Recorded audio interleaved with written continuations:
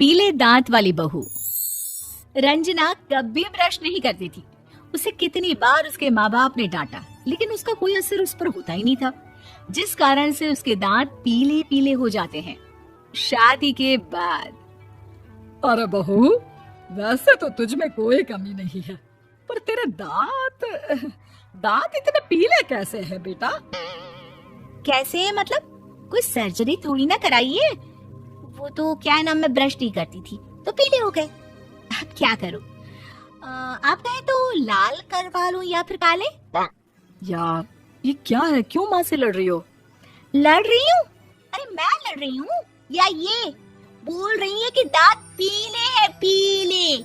अरे तपस्या थोड़ी ना की है इन्हें पीले करने के लिए। बकायदा ब्रश नहीं किया है 20 साल तक, तब जाकर। छी, कैसी बात कर रही हो? ये उस वक्त तो पीले नहीं थे जब हम लोग तुम्हें देखने आए थे। अरे तब साफ करवा लिया होगा डेंटिस्ट के पास जाकर। अब देखो कैसे पीले पीले लग रहे हैं। रंजना सास की तरफ गुस्से से देखती है। फिर शुरू हो गई पीले पीले पीले। अरे पीले तो तब भी थे जब मेरे हाथ का रसगुल्ला उड़ा उड़ा कर खा रही थी और बोल रही थी, लड़की नहीं गुणों का खजाना दे रहे भाई साहब आप। खैर, अब वो लोग करते भी तो क्या करते, पीले दांत वाली बहू पल्ले पड़ी थी तो झेलना तो था ही। एक दिन कीर्तन में रंजना गाना गा रही थी। अरे कमला बहन, माँ का द्वार है, यहाँ तो सब शुद्ध होकर आते हैं, फिर अपनी बहू को ब्रश भी नहीं करवाती तुम। दूर से पीले पीले दांत भक्ति में बाधा उत्पन्न कर रहे हैं। अरे कोई 2 साल की बच्ची थोड़ी ना लेकर आई हूँ मैं बहू बनाकर।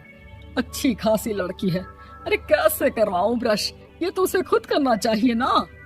अब माँ बाप तो इसके जैसे तैसे निपटा दिए, ये नहीं सोचा कि सास कैसे संभालेगी। सास बहू को लेकर घर आ जाती है, लेकिन सोच लेती है कि अब इसे लेकर कहीं नहीं जाएगी।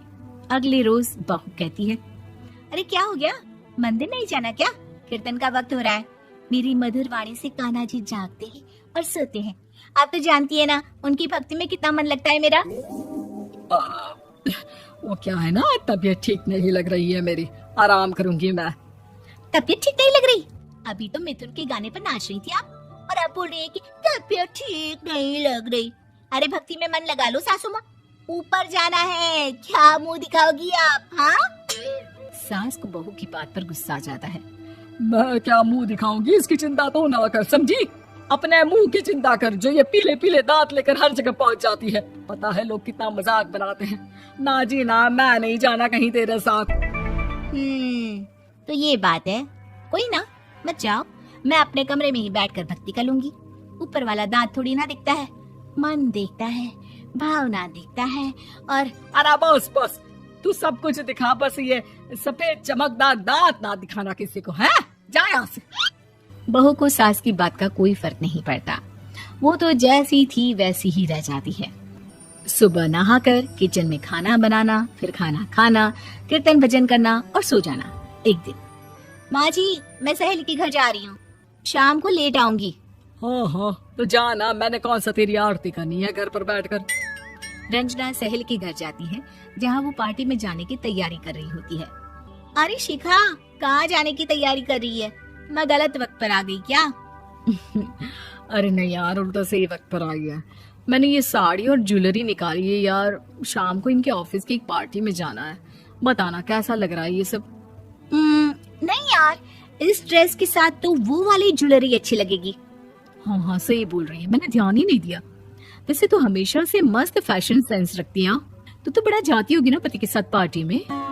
रंजना कुछ नहीं बोलती, बस सोचती है कि यार काश ये बात सही हो जाती, पर मैं क्यों नहीं जाती पार्टी में? क्या इन लोगों की कोई पार्टी होती नहीं होगी? रंजना घर आती है और रात में पति से सवाल करती है, एक बात बताइए, आप मुझे किसी पार्टी में क्यों नहीं ले जाते? क्या आपके यहाँ ऑफिस में पार्टी नहीं होती? पति बेचारा क्या कहता कि दांत पीले हैं तुम्हारे इसलिए। अरे कोई पार्टी होती नहीं हम लोगों के ऑफिस में, तो कहाँ से लेकर जाऊं?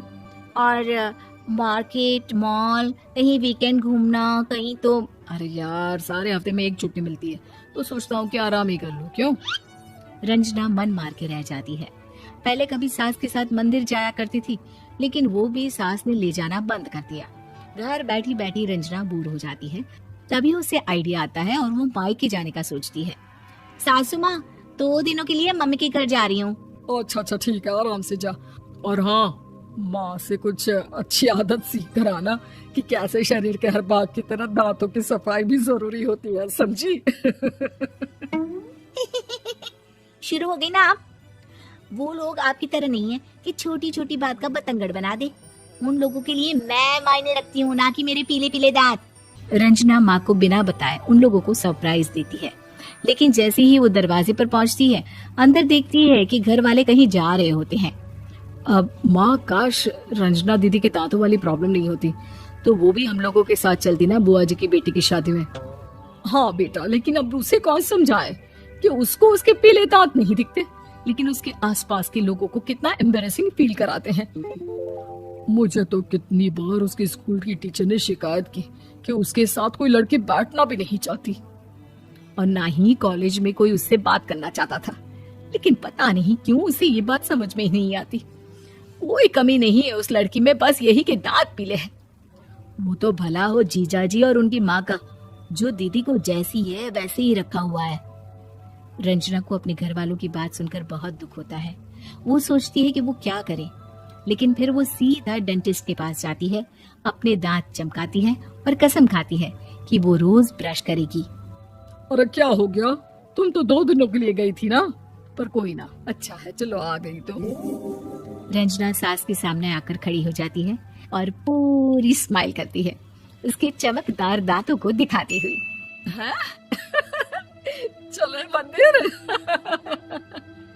माँ, मुझे माफ कर दीजिए, मैंने आप लोगों को बहुत एम्बैरेसिंग फील करवाया। मैं आज से रोज ब्रश करूंगी।